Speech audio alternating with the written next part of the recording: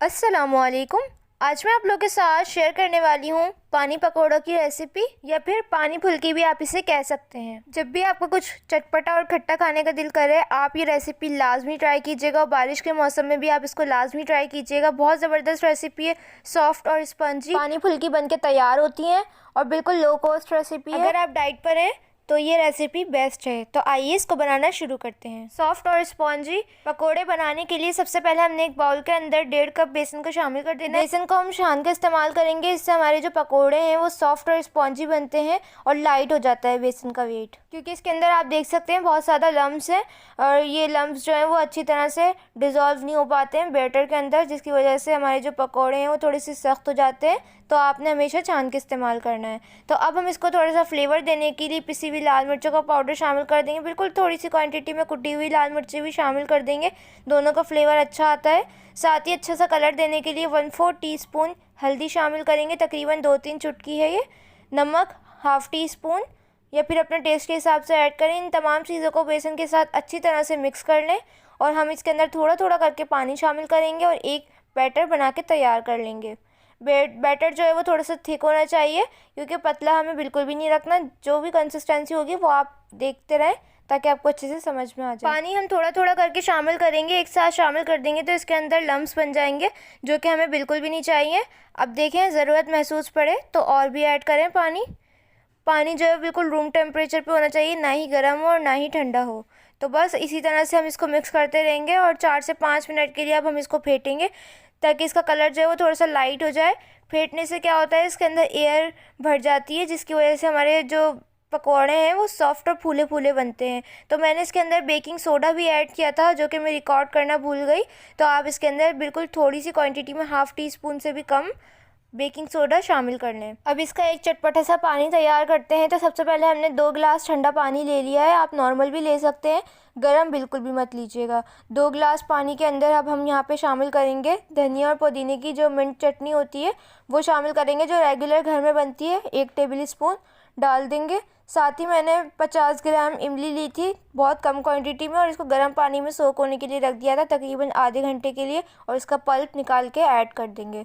यहाँ पे हमने नमक लिया है 1/2 टेबल स्पून। नमक और मिर्च आप अपने हिसाब से कम ज़्यादा कर लीजिएगा। साथ ही हमने काला नमक भी ऐड किया है 1/2 टीस्पून। इसका फ्लेवर बहुत अच्छा आता है, तो दोनों में से कोई भी नमक आप कम ज़्यादा कर सकते हैं। तो इसके साथ ही हम यहाँ पे शामिल करेंगे पिसी हुई लाल मिर्चों का पाउडर, बिल्कुल 1/2 टीस्पून। यहाँ पे हमने 1 टीस्पून भुना हुआ और कुटा हुआ ज़ीरा लिया है, जिसको हमने दरदरा कूट लिया है भूनने के बाद। तो ये ऐड कर देंगे। चाट मसाला ऐड करेंगे 1/2 टीस्पून, इससे बहुत ज़बरदस्त और खट्टा फ्लेवर आएगा। सॉल्ट का पाउडर शामिल करेंगे 1 टेबल स्पून, इससे भी बहुत अच्छा फ्लेवर आता है। ये सारी चीज़ें आपने स्किप नहीं करनी है। तो ये ड्राई जिंजर का पाउडर है, ये शामिल करने के बाद इन तमाम मसालों को अच्छी तरह से इसके साथ मिक्स कर देंगे। यहाँ पे हम शामिल करेंगे बारीक चॉप किया हुआ हरा धनिया। ये दिखने में बहुत अच्छा लगता है, तो आपकी चॉइस है, आप डालना चाहें तो डाल दें, वरना स्किप भी कर सकते हैं। तो ये देखिए, हमारा खट्टा और चटपटा सा पानी बनकर तैयार हो गया। बहुत ईजी रेसिपी और बहुत जल्दी बन जाती है। बस आपने बेसन को फेंट के रख देना और पानी तैयार करना और पकौड़े तल के इसके अंदर शामिल कर देना है। तो वीडियो एंड तक देखते रहें ताकि आपको अच्छे से समझ में आ जाए। इसके अंदर मैंने थोड़ा सा टेस्ट किया था तो नमक मुझे कम लगा था, इसीलिए आप नमक और मिर्च जो भी आपको कम लगे वो टेस्ट करके ऐड कर दें। यहाँ पे हमने डालने से पहले बेसन को हाथ से थोड़ा सा फेंटा था, जिससे इसका कलर थोड़ा सा लाइट हो गया था, जो कि हमें ऐसे ही चाहिए। फिर आपने इसको गरम तेल में शामिल कर देना है और अच्छी सी पकौड़ियाँ बना के तैयार कर लेनी है। तो जो भी साइज़ आपको रखना हो वो आप रख सकते हैं। मैंने थोड़ा सा छोटा रखा था, क्योंकि पानी में जाने के बाद और भी ज़्यादा फूल जाती हैं। आप चाहें तो स्पून की मदद से भी डाल सकते हैं या फिर ऐसे भी डाल सकते हैं। तो जैसे ही अच्छे से कलर आ जाएगा और ये फ्राई हो जाएंगे तो हम इनको निकाल लेंगे। मीडियम फ्लेम है, ज़्यादा हाई मत कीजिएगा, वरना ऊपर से कलर आ जाएगा और अंदर से ये कच्ची रह जाएंगी।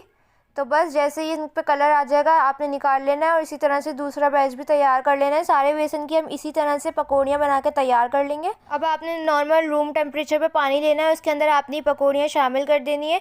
ज़्यादा गर्म नहीं होना चाहिए पानी और ठंडा भी बिल्कुल नहीं होना चाहिए। बस आप इसको 1 मिनट के लिए सोक होने के लिए रखना है ताकि ये सॉफ्ट हो जाए। 1 मिनट से ज़्यादा मत रखिएगा, वरना ये टूटने लग जाएंगी।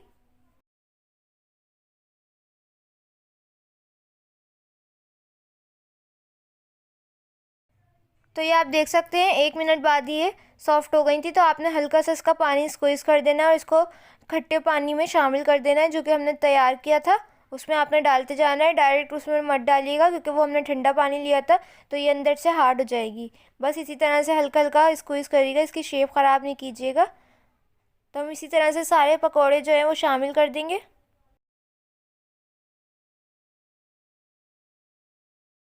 बहुत सॉफ्ट फुल्कियाँ बन के तैयार होती हैं। आपने इस पानी में डालने के बाद इसको 5 मिनट बाद सर्व करना है।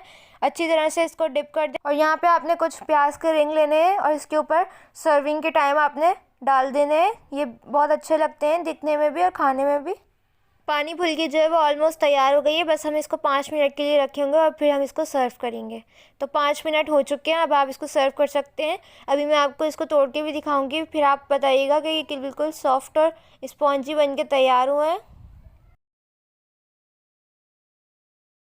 तो ये आप देख सकते हैं हमारी पानी फुल्की जो है वो कितनी सॉफ्ट बनी है और आसानी से टूट गई। ये देख सकते हैं अंदर तक इसका जो टेक्सचर है वो कितना सॉफ्ट है और पानी जो है वो अच्छी तरह से इसके अंदर एब्जॉर्ब हो गया है। ये मैं आपको देखें इस तरह से दिखाती हूँ। ये आप देख सकते हैं कितनी सॉफ्ट है। जब आप इसको बनाएंगे फिर आपको अंदाज़ा होगा। तो इस रेसिपी को लाजमी ट्राई कीजिएगा। ये थी हमारी आज की रेसिपी। कैसी लगी कमेंट सेक्शन में ज़रूर बताइएगा। मेरे चैनल पे नए हैं तो प्लीज़ चैनल को सब्सक्राइब कर दें। इससे मेरी हर न्यू वीडियो का नोटिफिकेशन आप लोगों को सबसे पहले देखने को मिलेगा।